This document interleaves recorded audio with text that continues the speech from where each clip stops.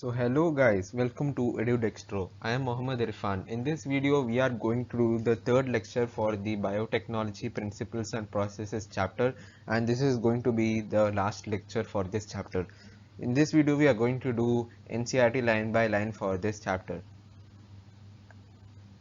So guys, after this video I'll be posting a trick video, and that is going to be for the one of the most difficult diagrams, that is PBR 322. So without any delay, let's go into the academics. So now we are going to study about this process of recombinant DNA technology, guys.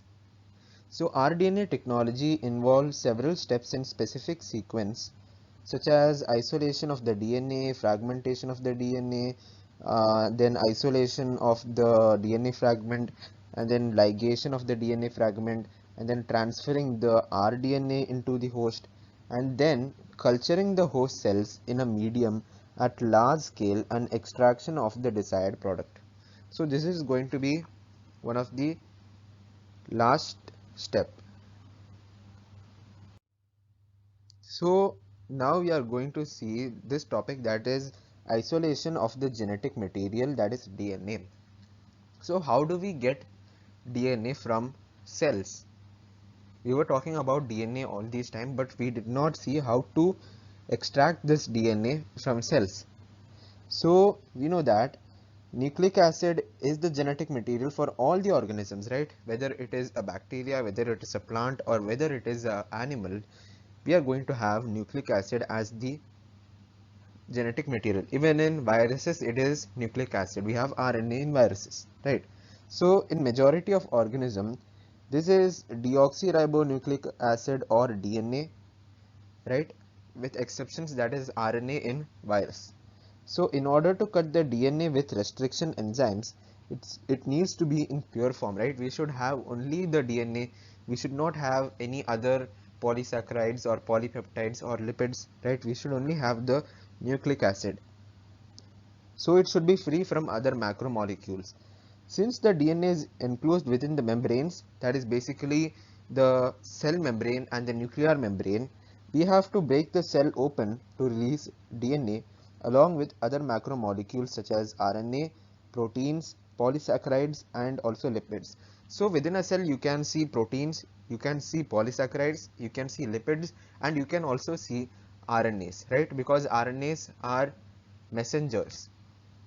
So you should extract pure DNA and it should be free from these other molecules such as the macromolecules.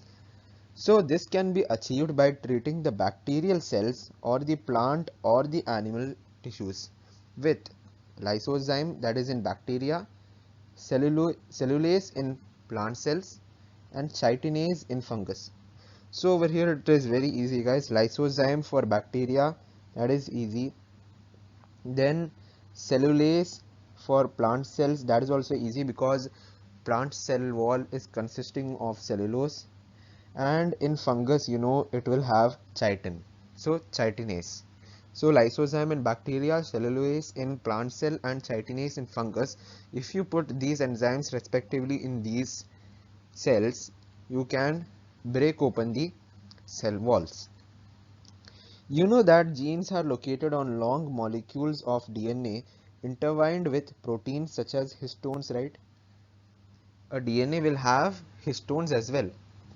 So the RNA can be removed by treatment with ribonuclease, whereas proteins can be removed by the enzyme protease. So ribonucleic acid can be removed using ribonuclease, and proteins can be removed using protease enzyme. Other molecules can be removed by appropriate treatments, and purified DNA ultimately precipitates out after the addition of chilled ethanol. And this process is called spooling. So it is very important, guys. After all this process, you can remove this DNA as white threads as precipitate form from the test tube. In this form, somewhat like this, you can remove by addition of chilled ethanol, and you will see these fragment like structures at the top. And this you get after adding chilled ethanol.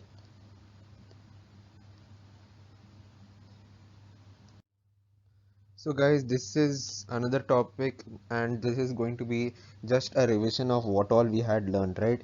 So cutting of DNA at specific locations. So we can do this topic quite fast.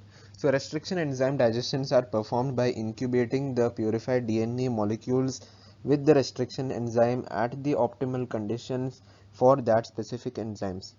Now, you have to remember that also, right? Enzymes should not be denatured, and enzymes should be at optimum pH, at optimum conditions, so that no damage is caused to the enzymes, right?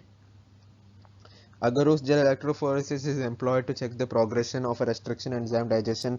So we are checking the progression as well. We can do the checking of progression also, and we can visually see that using the bright orange bands on the agarose gel electrophoresis, right? So DNA is negatively charged molecule, yes, and that will move to the positive electrode, that is the anode, yes, and the process is repeated with the vector DNA also, right? Both the pieces you have to do that, right, to get the DNA fragments. So the joining of DNA involves several processes. After having cut the source DNA as well as the vector DNA with a specific restriction enzymes, what we have to do, we have to put them together in a same tank and mix them with the ligase, right? So this results in the preparation of the rDNA. So this topic done. Next is one of the most important topic, that is PCR, that is polymerase chain reaction.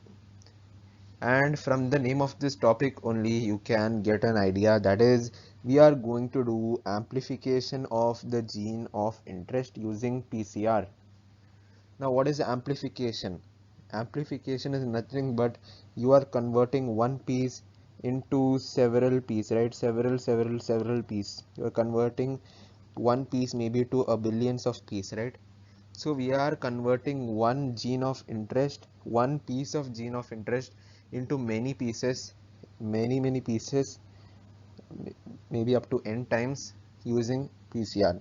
So that is this process. So let us see what is this special process.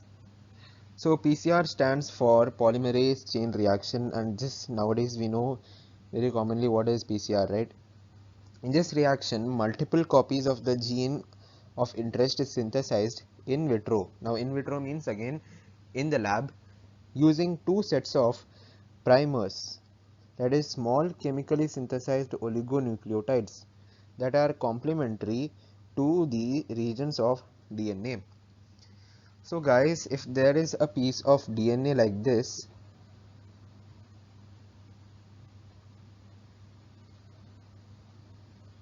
then we are binding some small chemically synthesized oligonucleotides. Now what means oligonucleotides? Oligonucleotides are nucleotides with 2 to 8 nucleotides. Okay, they are nucleotides with 2 to 8 nucleotides. Okay, and these are going to be complementary with your DNA. So at these regions they will be complementary, and this green color pieces are the primers.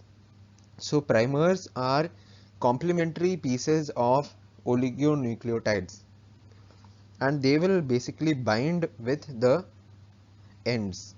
And the enzyme DNA polymerase is also used this process. So now let's proceed with PCR. The enzyme extends the primers using the nucleotides provided in the reaction and the genomic DNA as template. So this red color is going to be genomic DNA, and you should also provide the nucleotides, basically that is G, A, T, C. So you have to provide these nucleotides also. So what all is needed? Firstly, you will need your genomic DNA or the gene of interest. You will need these primers. You will need a RNA polymerase, and you will also need these nucleotides. You have to provide these nucleotides. So basically this PCR is a process of building something. So the builders are going to be your primers, who will need some energy, and that is given by the RNA polymerase, and the bricks of this building will be the nucleotides which you will be providing, and it will need a template, right? The engineers need a template, and that template is going to be the genome, that is your gene of interest. So if the process of replication of DNA is repeated many times, the segment of DNA can be amplified to approximately a billion times, that is 1 billion copies are made. So by this amplification process through PCR, we are making 1 billion copies. Basically, we are making 1 billion copies using this process, that is using the genomic DNA, the oligonucleotide, that is the primer, the RNA polymerase, and the nucleotides which we are providing. Such repeated amplification is achieved by the use of a thermostable DNA polymerase, that is Thermus aquaticus. So we are using an enzyme called Taq polymerase, Taq polymerase, and that is a DNA polymerase extracted from this bacterium called Thermus aquaticus. So why do we need a thermostable DNA polymerase?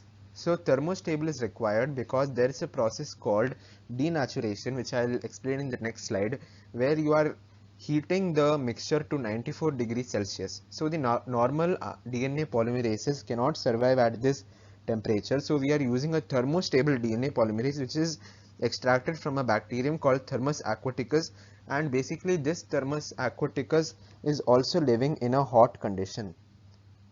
That is why we are using the DNA polymerase from this bacteria. This remains active during the high temperature, which is induced during the denaturation process of the double-stranded DNA. The amplified fragment is, if desired, can now be used to ligate with a vector for further cloning. So when we get so many fragments, when we get so many copies of the gene of interest, we can use it for ligation, right? So now let's go to the next slide. So this is the diagram of PCR, and there are three basic processes. One is denaturation, next is annealing and extension, and there can be a question asked, that is to give the correct order of these processes. Okay, so this is your genomic DNA, that is the double-stranded DNA is the gene of interest, right? Gene of interest. And firstly you are putting heat, that is approximately 94 degrees Celsius, and you are causing denaturation, that is you are breaking the hydrogen bonds. You can see over here this hydrogen bond has been broken over here. Then annealing is a process where you are introducing the primers. So the primers attach to the complementary regions, and that is the process called annealing. Then you add Taq polymerase over here. What that Taq polymerase does, it does the extension, right? DNA polymerase basically does the extension of replication, and when that happens for 30 cycle, that is when we reverse this, that is when we repeat this process, we are amplifying it for approximately 30 cycles, and it is amplified to 1 billion times. So each cycle will be having three steps, that is the denaturation, primer annealing, and the extension of the primers. So extension of primers is done by the Taq polymerase, which is a DNA polymerase. So that's all about PCR. We should remember that we need the genomic DNA, that is the gene of interest, we need the nucleotides, we need the DNA polymerase, which is nothing but the Taq polymerase, and we need the primers, which are small chemically synthesized oligonucleotides which are complementary to the double-stranded DNA, right? And we are doing denaturation, annealing, and extension for approximately 30 cycles, and we get the gene of interest amplified to approximately 1 billion times, and this is the PCR done within 5 minutes. So next topic is insertion of the rDNA into the host cell or organism. Okay, so after this we have to insert it, right? So there are several methods of introducing the ligated DNA into the recipient cell. So if we make them competent to receive, they will take up the DNA present in the surroundings, right?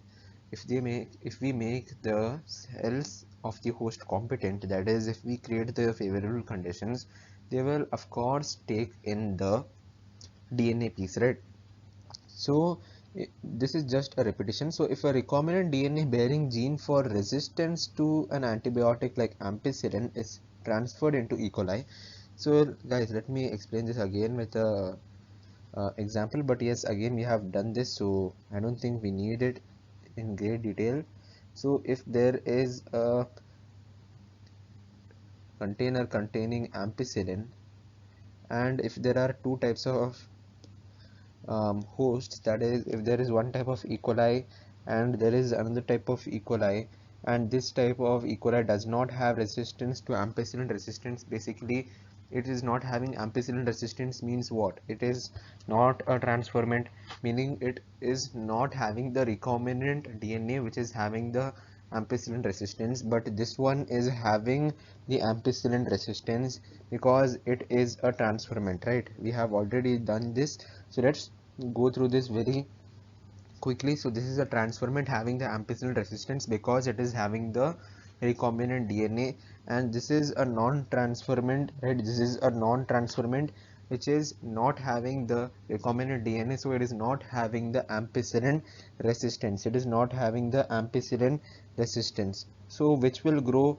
Obviously the transformants will grow and this will not grow. That is, the non-transformants will not grow in the medium, right? So thus one is able to select a transformed cell in the presence of ampicillin.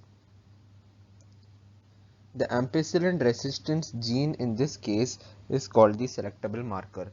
So over here the ampicillin resistance gene is called the selectable marker because we are selecting out the transformants from the untransformed recipient cells, that is nothing but the non-transformants. So this is the last topic, that is obtaining the foreign gene product. So biotechnology, as we have studied, is a process in which we have to create products and processes useful for humans. So till now we have spoken about foreign gene, but we have not yet talked about the product, right? So this topic is about foreign gene product. When you insert a piece of alien DNA into a cloning vector and transfer it into a bacterial, plant or animal cell, the alien DNA gets multiplied. In almost all recombinant technologies, that is, in almost all biotechnological processes and technologies where we make a recombinant DNA, the ultimate aim is to produce a desirable protein, right? If we consider any process of biotechnology, not the normal processes of making milk and bread, but if we talk in a more scientific and in a more industrial manner, yes, we are producing a desirable protein at the end. So hence there is a need for the recombinant DNA to be expressed, right? We have already, you must have already learned this in the molecular basis chapter, that expression of the DNA will produce the protein. So the foreign gene gets expressed only under appropriate conditions, and the expression of foreign genes in the host cells requires a lot of technical details to be learned. So we have to express the foreign genes in the host cell, and further that should be in a larger scale because ultimately industrial processes are going to serve a large population. So after having cloned the gene of interest and having optimized the conditions to induce the expression of the target protein, one has to consider producing it in a large scale. Of course, firstly, one bacteria cannot produce thousands of liters, or one plate of bacteria cannot produce thousands of liters of or thousands of kilograms of the protein.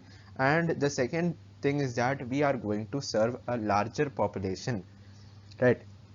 So obviously we need a large scale. So if any protein encoding the gene is expressed in a heterologous host, then it is called a recombinant protein. So if a protein encoding gene is expressed as a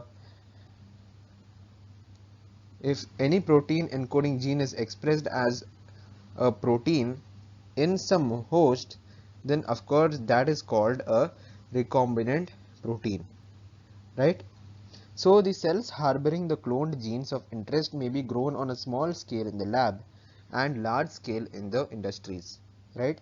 So the cultures may be used for extracting the desired protein and then purifying it by using different separation techniques. So this is right now we are talking about the in vitro procedure of getting the recombinant protein, that is the desired protein.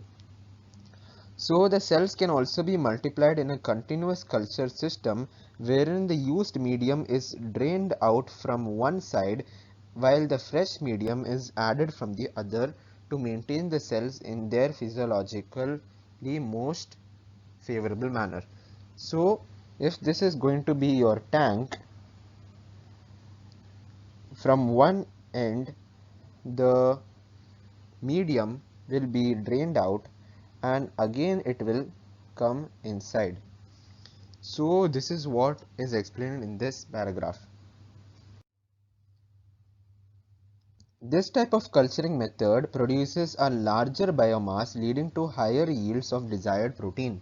So obviously these bioreactors or these tanks wherein such a mechanism is used where from one end the medium is removed out and again it is put back to maintain the most exponential or most log phase of the microbes, is helping in producing the protein in a larger scale.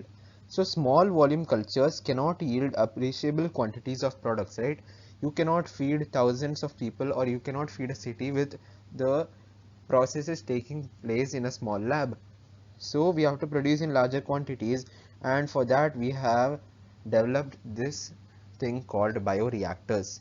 You would have studied nuclear reactors, but this is not a nuclear reactor, this is a bioreactor wherein we are doing biotechnological processes in a large scale, and we can process cultures of up to 100 to 1000 liters within these bioreactors. Thus, bioreactors can be thought of as vessels in which the raw materials are biologically converted into specific products, individual enzymes, etc. So, bioreactors are vessels of capacity of 100 to 1000 liters and they convert raw materials into products. And this is using microbial plant, animal, or human cells. Till now we have talked about that only, right? The host cells. So a bioreactor provides the optimal conditions for achieving the desired product.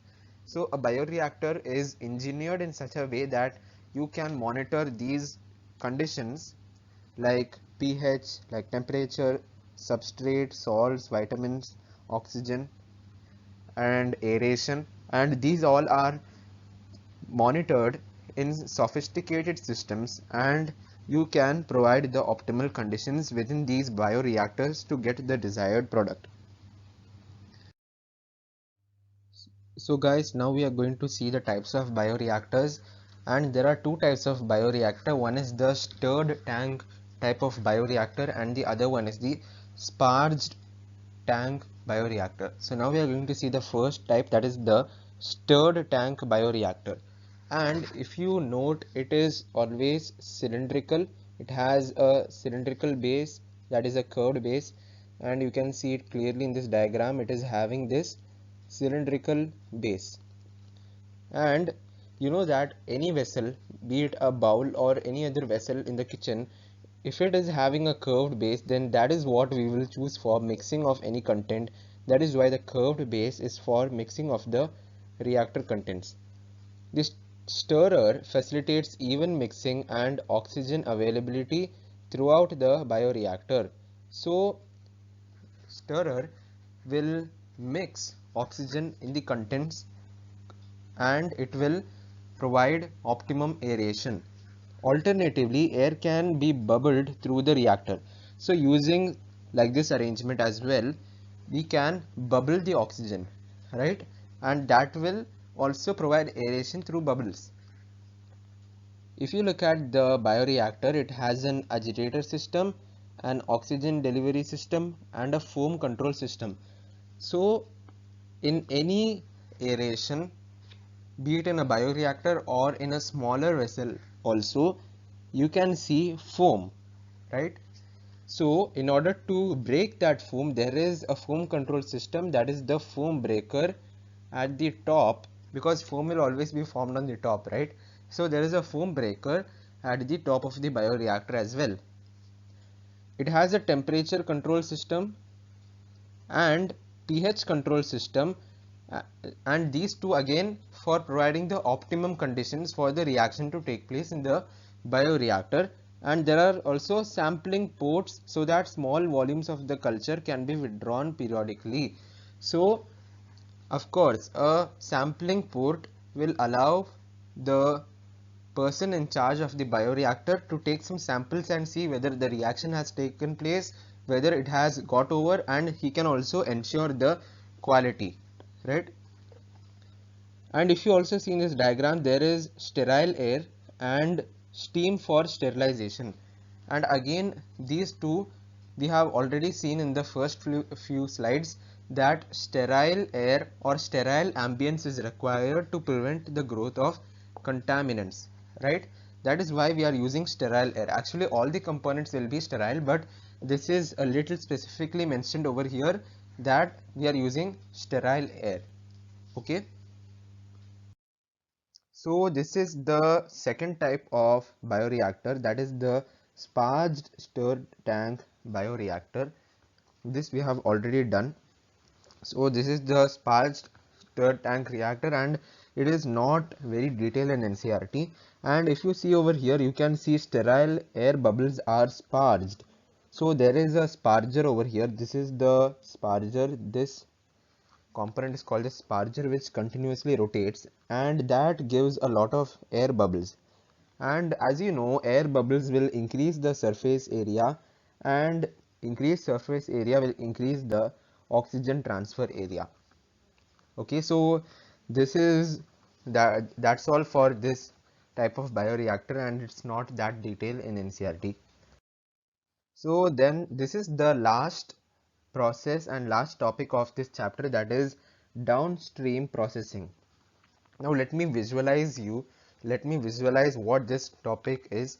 So downstream processing, you can visualize or you can imagine that after producing the product, maybe in a bioreactor, or consider any food factory, okay? In a food factory, after the product is formed, it is sent through a lot of processes, right? You are doing the packaging, before that you are doing the testing, right? And you are removing all the improper products. So that is basically downstream processing, but we are going to see it in a biotechnology field. So after completion of the biosynthetic stage, that is basically all the things which took place in the bioreactor, the product has to be subjected through a series of processes before it is ready for marketing. So you can imagine the stage between the bioreactor, that is the biosynthetic stage, and the marketing stage. So whatever will happen in between that is called the downstream processing. So it has to undergo a lot of processes before it is ready for marketing as a finished product. The processes include the separation and purification, and this is collectively called downstream processing. The product has to be formulated with suitable preservatives. Now you can relate this with some bottled juice or any other product, and such formulation has to undergo thorough clinical trials, as in case of drugs, right? If it's a medicinal drug, then it should also undergo clinical trials, or even vaccine, so it is undergoing clinical trials. Strict quality control testing for each product is also required. So all these processes will happen before marketing, but after the biosynthetic phase. The downstream processing and quality control testing vary from product to product, right? So alright guys, that's the end of the video. If you did like all these lectures, then please subscribe to my channel. Also press the like button if you like this video, and share this video if you found this video as a useful video. You can also leave your comments in the comment section below, and until then, thank you so much.